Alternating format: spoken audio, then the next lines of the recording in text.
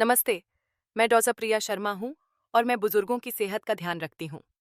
आज मैं आपसे कुछ दिल की बातें करने आई हूँ। क्या कभी आपके साथ ऐसा हुआ है कि आप रात में गहरी नींद में सो रहे हों और अचानक पेशाब करने की इच्छा से आपकी नींद टूट जाए और फिर आप बिस्तर पर करवटें बदलते रहें, दोबारा सो ही ना पाएं? क्या यह लगभग हर रात आपके साथ होता है? हमारी उम्र में बहुत से लोग यह मानने लगते हैं कि यह तो बस बुढ़ापे का एक हिस्सा है और वे इसे चुपचाप सहते रहते हैं। हर रात कई बार जागते हैं और फिर अगले दिन थका हुआ और बेजान महसूस करते हैं। लेकिन मेरे प्यारे अंकल जी, आंटी जी, अगर मैं आपसे कहूं कि इसका असली कारण शायद आपकी उम्र है ही नहीं।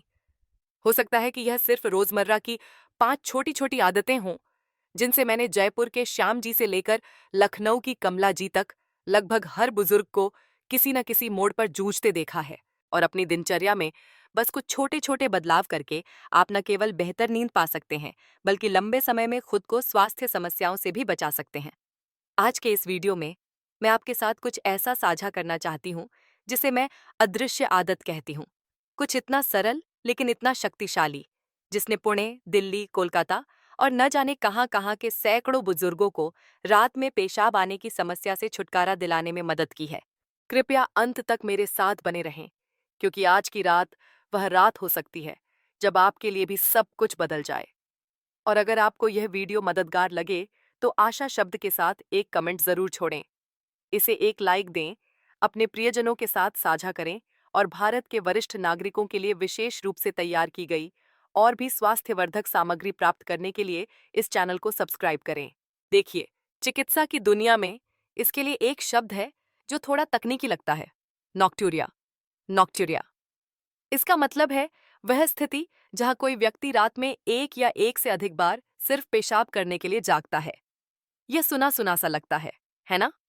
60 साल से ज्यादा उम्र का लगभग हर व्यक्ति इससे गुजरा है, लेकिन सिर्फ इसलिए कि यह आम है, इसका मतलब यह नहीं है कि यह सामान्य है या हमें इसके साथ हमेशा रहना होगा। यहां अच्छी खबर है, ज्यादातर मामलों में, जैसे सूरत के राजन जी या वाराणसी की मीना जी के साथ हुआ, इसका कारण कोई गंभीर बीमारी नहीं है, बल्कि यह अक्सर रोजमर्रा की छोटी छोटी आदतों से आता है। जैसे कि आप रात के खाने में क्या खाते हैं, शाम की वह देर से पी गई चाय, या यहाँ तक कि आप सोते समय किस तरह करवट लेते हैं। जब रात में नींद टूटती है तो यह सिर्फ जागने की बात नहीं होती, ये आराम के उस गहरे चरण को भी तोड़ देती है जहां आपका मस्तिष्क यादें संजोता है, आपका शरीर खुद की मरम्मत करता है और आवश्यक हार्मोन संतुलित होते हैं। अगर यह गहरी नींद नियमित रूप से बाधित होती है तो इसमें कोई आश्चर्य नहीं कि आप अगली सुबह चिड़चिड़ा, थका हुआ या प्रेरणा में कमी महसूस करते हैं। कई बुजुर्ग कहते हैं, शायद मुझे इसी के साथ जीना होगा। लेकिन सच तो यह है कि बस कुछ सोचे समझे बदलाव आपको वैसी ही गहरी नींद में वापस लाने में मदद कर सकते हैं जैसी आप कभी अपने 50 के दशक में सोते थे। जानते हैं अंकल जी, सबसे छोटी आदतों में से एक, फिर भी जो आपकी नींद को गहराई से प्रभावित करती है, वह है शाम को बहुत देर से पानी पीना। हमारे बहुत से बुजुर्ग सोने से पहले एक आरामदायक हर्बल चाय का कप या सूप का हल्का कटोरा पसंद करते हैं, यह मानते हुए कि इससे उन्हें आराम मिलता है। लेकिन शायद वे यह नहीं जानते कि यही काम चुपके से उनकी नींद में खलल डाल रहा हो सकता है। जब आप सोने के 3 घंटे के भीतर पानी पीते हैं तो आपके शरीर को वैसोप्रेसिन नामक हार्मोन को नियंत्रित करने के लिए पर्याप्त समय नहीं मिलता। यह एक ऐसा हार्मोन है जो आमतौर पर रात में मूत्र उत्पादन को धीमा कर देता है। इसके प्रभाव के बिना आपकी किडनी दिन की तरह ही काम करती रहती है और आपका मूत्राशय, ब्लैडर, आपको एक जरूरी संकेत देकर जगा देता है। और फिर बस ऐसे ही आप अपने गर्म लकड़ी के पलंग से उतरकर गलियारे की धुंधली रोशनी में फिर से कदम रख देते हैं। और यह सिर्फ सादा पानी ही नहीं है। रात के खाने के बाद तरबूज का वह रसीला टुकड़ा, अनार के जूस का एक गिलास, या यहाँ तक कि कुछ विटामिन की गोलियां भी इतना तरल पदार्थ चुआ सकती हैं कि आपके सोते समय आपके मूत्राशय को सक्रिय कर दें। नागपुर की सविता जी का ही उदाहरण लीजिए। वह रात में 4 या 5 बार उठती थीं, हर सुबह थकी हुई होती थीं, लेकिन जैसे ही उन्होंने देर रात सूप पीने की अपनी आदत छोड़ दी और एक सरल नियम का पालन करना शुरू कर दिया, शाम 7 बजे के बाद कोई तरल पदार्थ नहीं, 2 हफ्तों के भीतर वह रात में सिर्फ एक बार जाग रही थीं। कुछ रातों को तो वह सूर्योदय तक शांति से सोती रहीं। तो अगर आप आमतौर पर रात 10 बजे तक सोते हैं, तो शाम 7 बजे तक सभी पेय पदार्थ समाप्त करने का प्रयास करें। अपने बिस्तर के पास बस आपात स्थिति के लिए एक छोटा गिलास पानी रखें। और अगर आप ऐसी दवाएं ले रहे हैं जिनसे आपको प्यास लगती है, या यदि आप मधुमेह के साथ जी रहे हैं, तो सुरक्षित रूप से चीजों को समायोजित करने के बारे में हमेशा अपने डॉक्टर से सलाह लेना बुद्धिमानी है। इस एक अकेले बदलाव ने दिल्ली से लेकर कोच्चि तक के कई बुजुर्गों को ज्यादा शांति से सोने, ज्यादा तरोताजा महसूस करने और सबसे महत्वपूर्ण, रात में पेशाब की पकड़ से खुद को मुक्त करने में मदद की है। आदत नंबर 2, देर रात का खाना और मूत्रवर्धक डायूरेटिक खाद्य पदार्थ। अंकल आंटी, क्या आपने कभी ध्यान दिया है कि आपका अपना रात का खाना ही हर रात आपकी टूटी हुई नींद के पीछे का खामोश अपराधी हो सकता है? इस उम्र में बहुत से लोग यह मानने लगते हैं कि उथली नींद या रात के बीच में जागना बस इसलिए है क्योंकि शरीर बूढ़ा हो रहा है। लेकिन कभी कभी असली मुद्दा सीधे खाने की थाली में और आपके खाने के समय में होता है। क्या आपको याद है कैसे पुराने जमाने में हमारे दादा दादी सूरज ढलने से पहले ही रात का खाना खा लेते थे? उसके बाद वे सब साफ सफाई करते, एक हल्का हर्बल पेय पीते और आराम करते। लेकिन आजकल हम में से बहुत से लोग रात 8 बजे के बाद, कभी कभी तो 9 बजे भी देर से खाना खाते हैं। कुछ टीवी देखते हुए खाते हैं, गर्म व्यंजन और एक कप ग्रीन टी पीते हैं।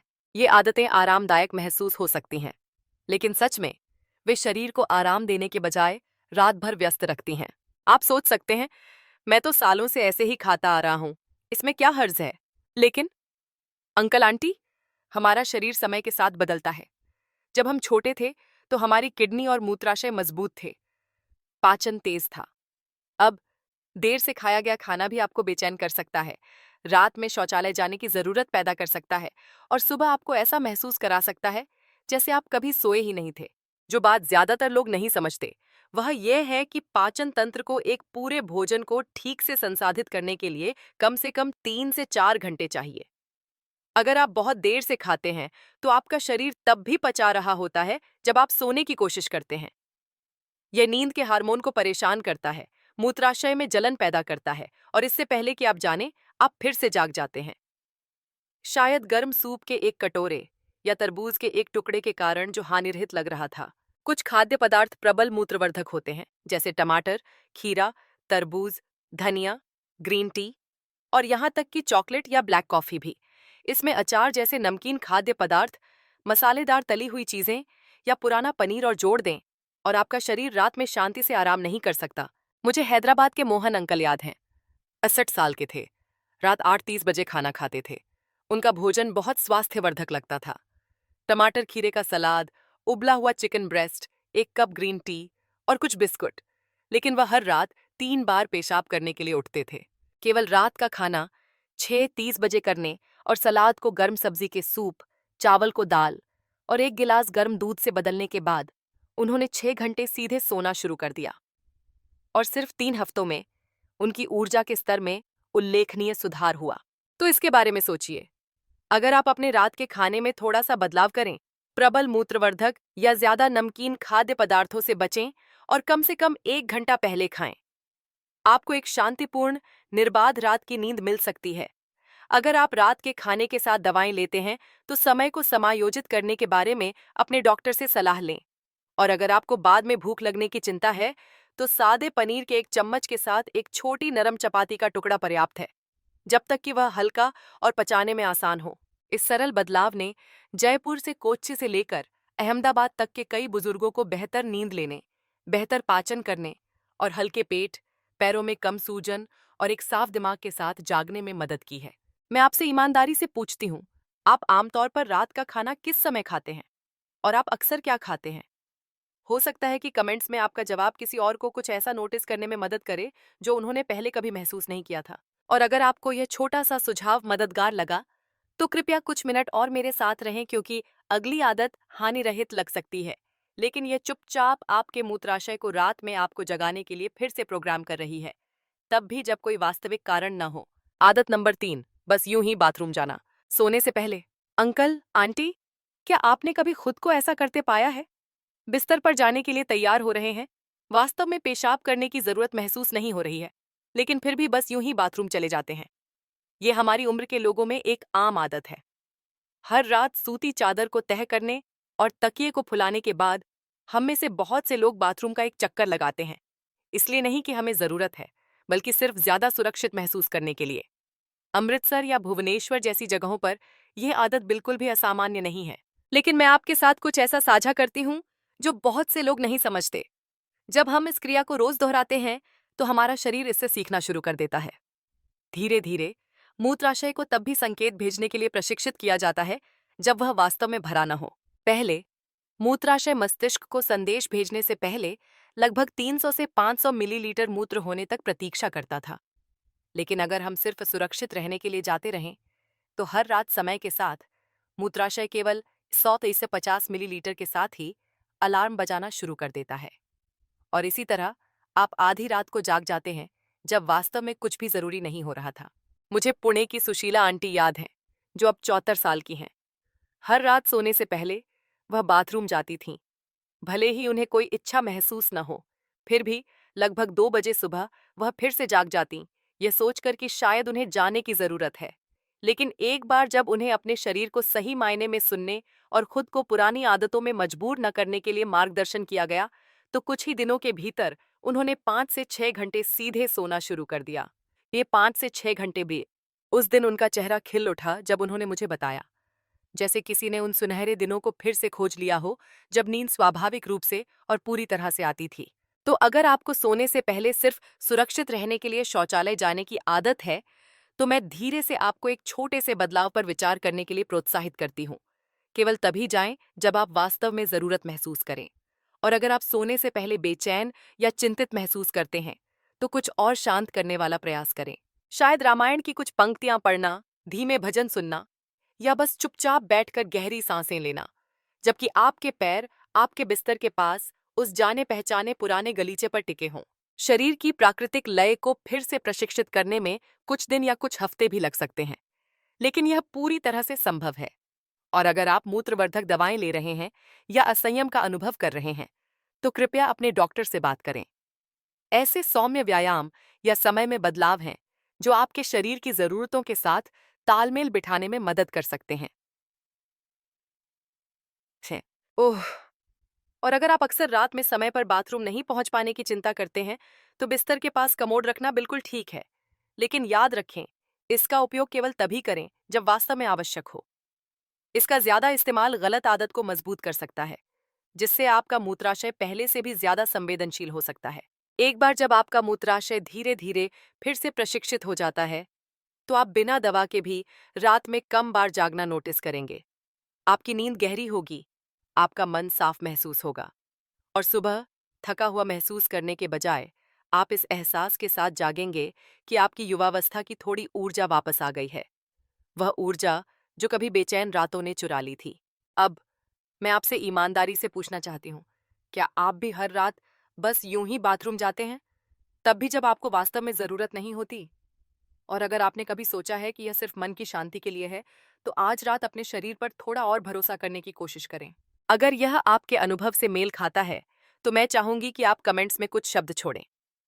आपकी कहानी किसी और को यह महसूस करने में मदद कर सकती है कि वे बेहतर नींद की इस यात्रा पर अकेले नहीं हैं। और अगले भाग में हम कुछ और भी आश्चर्यजनक देखेंगे। कैसे आपके सोने का तरीका ही असली कारण हो सकता है कि आपका मूत्राशय आपसे पहले जाग जाता है। आदत नंबर 4, सोने की मुद्रा। एक छोटी सी आदत जिसका मूत्राशय और नींद की गुणवत्ता पर बड़ा प्रभाव पड़ता है। अंकल जी, आंटी जी, क्या आपने कभी इस बात पर ध्यान दिया है कि आप रात में कैसे सोते हैं? अपनी करवट पर, अपनी पीठ पर, या अपने पेट पर? बहुत से लोग मानते हैं कि जब तक वे सहज महसूस करते हैं, तब तक सब ठीक है। लेकिन सच में हर रात आपके सोने का तरीका सीधे तौर पर यह प्रभावित कर सकता है कि क्या आप बीच रास्ते में बाथरूम जाने के लिए जागेंगे, भले ही आपका मूत्राशय वास्तव में भरा न हो। मैं कोयम्बटूर के चंद्रन अंकल जैसे कई बुजुर्गों से मिली हूँ, जिन्हें अपनी युवावस्था से ही पेट के बल सोने की आदत थी।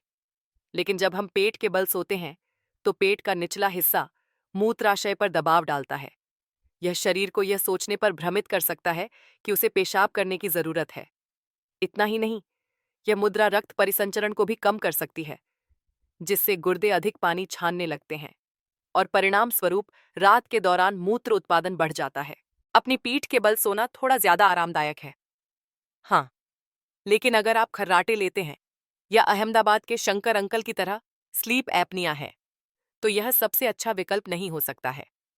शरीर में ऑक्सीजन की कमी हो सकती है, नींद को नियंत्रित करने वाले हार्मोन गड़बड़ा जाते हैं और यहाँ तक कि पेशाब को प्रबंधित करने वाले हार्मोन भी गलत संकेत दे सकते हैं, जिससे आपकी नींद हल्की हो जाती है और आसानी से बाधित हो जाती है। तो बाईं करवट सोने के बारे में क्या? यह, मेरे प्यारे अंकल आंटी, डॉक्टरों द्वारा सबसे ज्यादा अनुशंसित मुद्रा है। यह मूत्राशय पर दबाव कम करती है और यकृत, गुर्दे और पाचन तंत्र को अधिक सुचारू रूप से काम करने में सहायता करती है। इसकी कल्पना कीजिए, आपके घुटनों के बीच एक नरम तकिया, एक आरामदायक तकिया जो बहुत ऊंचा न हो, और गर्मियों में उस परिचित पुरानी बुनी हुई चारपाई पर शांति से लेटे हुए, छत के पंखे की धीमी भनभनाहट सुनते हुए। इससे पहले कि आप जानें, आप गहरी नींद में सो जाते हैं। मुझे मैसूर के 71 वर्षीय रमेश अंकल याद हैं। वह पेट के बल सोते थे और हर रात 3 बार पेशाब करने के लिए उठते थे, लेकिन अपनी पीठ के पीछे एक तकिया और घुटनों के बीच एक तकिया रखकर करवट लेकर सोने का अभ्यास करने के सिर्फ 2 हफ्तों के बाद उन्होंने 6 घंटे सीधे सोना शुरू कर दिया। सुबह उनके पीठ दर्द में आराम मिला और उनका दिमाग इतना साफ था जैसे उन्होंने भोर में शिव मंदिर के चारों ओर टहल लिया हो। अगर आप किसी और सोने की मुद्रा के आदी हैं, तो चिंता न करें, धीरे धीरे शुरू करें। अपनी पीठ के पीछे एक सहारा देने वाला तकिया रखें, अपने घुटनों के बीच एक नरम तकिया, और सुनिश्चित करें कि आपका सिर का तकिया आपकी गर्दन को सीधा रखे, न बहुत ऊंचा न बहुत नीचा। जोड़ों के दर्द वाले लोगों के लिए आसपास की फार्मेसियों या बाजारों में उपलब्ध एर्गोनॉमिक तकिए एक अच्छा विकल्प हो सकते हैं। यह सरल लग सकता है, लेकिन इस छोटे से बदलाव ने अकेले ही कई लोगों को रात में पेशाब कम करने, गहरी नींद का आनंद लेने, दर्द या सूजे हुए पैरों के बिना जागने और कुल मिलाकर बहुत बेहतर महसूस करने में मदद की है। क्या आपने पहले कभी यह कोशिश की है? यदि हाँ, तो साझा करें कि यह कैसा लगा, और यदि नहीं, तो शायद आज रात पुराने दिनों की तरह अपनी बाईं करवट पर धीरे से लेटने की कोशिश करें, जब आप बांस की खिड़की से बहने वाली हवा के साथ सो जाते थे।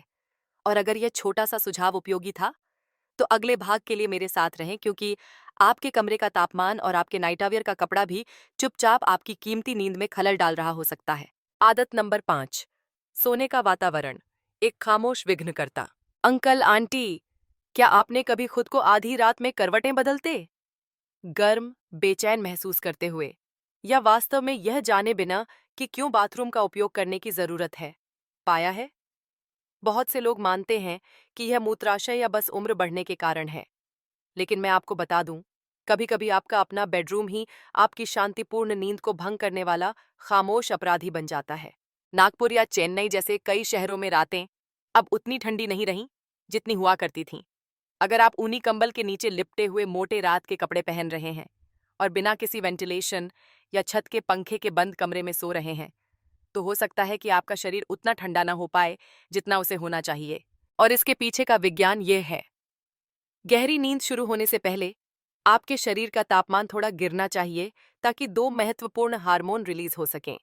मेलाटोनिन, जो आपको सोने में मदद करता है, और वैसोप्रेसिन, जो रात में पेशाब कम करने में मदद करता है। लेकिन अगर कमरा गर्म है या आपका शरीर भारी कपड़े के नीचे फंसा हुआ है, तो यह प्राकृतिक शीतलन प्रक्रिया बाधित हो जाती है। ये हार्मोन ठीक से उत्पन्न नहीं होते हैं और परिणामस्वरूप आपकी नींद उथली हो जाती है। आप रात में शौचालय का उपयोग करने के लिए भी जाग सकते हैं, हालांकि आपका मूत्राशय वास्तव में भरा नहीं है। मुझे जयपुर की पार्वती आंटी याद हैं। वह पूरी आस्तीन के फलालैन के कपड़े पहनती थीं, सिंथेटिक बेडशीट पर सोती थीं और ठंड लगने के डर से पंखे से बचती थीं। हर रात वह 4 या 5 बार यह सोचकर जागती थीं कि यह उनकी उम्र का असर है। लेकिन हल्के सूती स्लीपवियर में बदलने, अपने बेडरूम की खिड़की को थोड़ा खुला रखने और एक नरम फोल्डेबल सूती कंबल का उपयोग करने के बाद उन्होंने कुछ ही हफ्तों में रात भर सोना शुरू कर दिया। हमारे शरीर ज्यादा कुछ नहीं मांगते अंकल आंटी, बस एक शांत, हवादार सोने की जगह जिसमें अच्छी हवा का प्रवाह हो, एक हल्की सूती चादर, कमरे का तापमान लगभग 18 से 20 डिग्री सेल्सियस, और शरीर पर कुछ भी बहुत भारी नहीं। अगर आपको ठंड लगती है, तो एक भारी कंबल का उपयोग करने से 2 या 3 हल्के कंबल की परतें लगाना हमेशा बेहतर होता है। सबसे ज्यादा मायने ये रखता है कि आप अपने शरीर को स्वाभाविक रूप से ठंडा होने, आसानी से सांस लेने और पूरी तरह से आराम करने दें। ये छोटा सा बदलाव अकेले ही एक बड़ा अंतर ला सकता है, जिससे आपको गहरी नींद सोने, बाथरूम के रात के दौरे कम करने, कम पसीना आने और एक साफ दिमाग और हल्के मन के साथ जागने में मदद मिलती है। और सबसे अच्छी बात, कोई दवा नहीं, कोई महंगा इलाज नहीं, बस आपके आसपास के माहौल में छोटे छोटे समायोजन। अब मैं आपसे पूछती हूँ, रात में आपका कमरा कितना ठंडा रहता है? आपके रात के कपड़े किस तरह के कपड़े से बने हैं? इन छोटी छोटी बातों पर ध्यान देने से आप उस आरामदायक नींद को फिर से हासिल करने में मदद कर सकते हैं, जो शायद आप बहुत पहले खो चुके हैं। और अगर आपने इनमें से कुछ बदलाव पहले ही कर लिए हैं, तो इस वीडियो के नीचे कमेंट्स में उन्हें जरूर साझा करें। क्या पता आपकी सरल सलाह बैंगलोर या भोपाल में दूर किसी ऐसे व्यक्ति को शांति दे जो इसी समस्या से जूझ रहा हो। अब जब हम उन 5 सरल आदतों से गुजर चुके हैं जो हर रात चुपचाप आपकी नींद में खलल डालती हैं, तो अब सबसे ज्यादा मायने यह रखता है कि इन बातों को सिर्फ जानना ही नहीं, बल्कि उन्हें नियमित रूप से करना भी है। क्योंकि देखिए अंकल आंटी, बिना कर्म के ज्ञान हवा में उड़ते शब्दों की तरह है। यह तब तक कुछ नहीं बदलता जब तक हम इसे अपने दैनिक जीवन में नहीं लाते। जैसा कि पुणे की मीना आंटी अक्सर कहती हैं, सोने से पहले मैं सिर्फ वो 5 बातें याद रखती हूँ, जैसे दिया जलाना, मुख्य दरवाजा बंद करना और बिस्तर पर एक नरम सूती चादर बिछाना। तो ये 5 बातें क्या हैं? शाम 7 बजे के बाद पानी पीने से बचें, ताकि आपकी किडनी को आराम मिल सके। शाम को 5:30 से 6:30 के बीच जल्दी रात का खाना खाएं। मसालेदार, नमकीन या मूत्रवर्धक खाद्य पदार्थों से बचें। शौचालय का उपयोग केवल तभी करें जब वास्तव में जरूरत हो। बस यूं ही जाने की आदत छोड़ दें। अपने घुटनों के बीच एक तकिया रखकर और अपनी गर्दन और पीठ को संरेखित करके अपनी बाईं करवट पर सोएं। अपने कमरे को ठंडा और हवादार रखें। हल्के सूती कपड़े पहने, भारी कंबल छोड़ दें और कमरे को पूरी तरह से सील न करें। अगर आप कभी भूल जाएं, तो मेरा सुझाव है कि इन 5 पंक्तियों को कागज के एक छोटे टुकड़े पर लिखें और इसे अपने बिस्तर के बगल में या पूजा घर के पास अपने दिवंगत पति की तस्वीर के बगल में चिपका दें, जहां आप अक्सर रात में हाथ जोड़कर खड़ी होती हैं। हर बार जब आपकी नज़र उस सूची पर पड़ेगी, तो यह आपको सही दिशा में मार्गदर्शन करने वाला एक कोमल अनुस्मारक बन जाएगा। और सुंदर सच्चाई ये है कि आपको किसी दवा या अस्पताल के चक्कर की जरूरत नहीं है। बेहतर नींद के लिए आपको जो कुछ भी चाहिए, वह आपके घर, आपके तकिए और आपकी परिचित दैनिक लय के भीतर पहले से ही मौजूद है। मैंने इसे मैसूर में रमेश अंकल, चेन्नई में लीला आंटी और यहाँ तक कि दिल्ली में भास्कर दादाजी के जीवन को बदलते देखा है। कुछ ने दिनों के भीतर सुधार देखा, दूसरों को कुछ हफ्ते लगे, लेकिन उन सभी में एक बात समान थी, वे लगातार बने रहे। क्योंकि एक गहरी, आरामदायक नींद न केवल आपको सतर्क महसूस करने में मदद करती है, यह आपके दिल को मजबूत करती है, गिरने के जोखिम को कम करती है, आपकी याददाश्त को तेज रखती है और आपके अपने शरीर पर नियंत्रण की भावना वापस लाती है। अब मैं आपसे पूछना चाहूंगी, इन 5 आदतों में से कौन सी आदत आपको सबसे आसान और कौन सी सबसे मुश्किल लगती है? कृपया अपने विचार कमेंट्स में साझा करें। क्या पता आपकी कहानी आज रात लखनऊ या त्रिची से देख रहे किसी और को प्रेरित कर दे। और अगर इस वीडियो ने आपकी शाम में थोड़ी रोशनी लाई है, तो कृपया लाइक बटन दबाएं, इसे किसी प्रियजन के साथ साझा करें और इस चैनल को सब्सक्राइब करना न भूलें। आपको एक शांतिपूर्ण रात की शुभकामनाएं और शायद, बस शायद, आज रात एक छोटे से बदलाव के साथ वह नींद जो आपको लगा था कि आपने खो दी है, चुपचाप आपके पास लौट आए। मैं आपसे अगले वीडियो में फिर मिलूंगी।